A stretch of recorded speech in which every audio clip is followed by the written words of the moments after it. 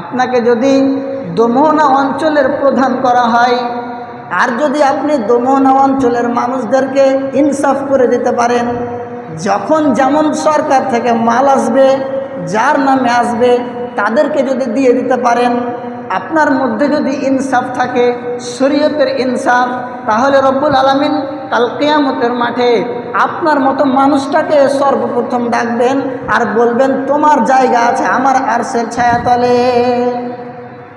এরকমভাবে একজন সর্দার যদি নিজের সর্দারিটাকে ভালোভাবে শরীয়ত অনুযায়ী পালন করতে পারে, তাহলে এই মানুষটা কাল কিয়ামতের মাঠে অতীব সম্মানিত হবে এবং তাকে ডাকবেন, এসো তুমি আরশের ছায়াতলে জায়গা না।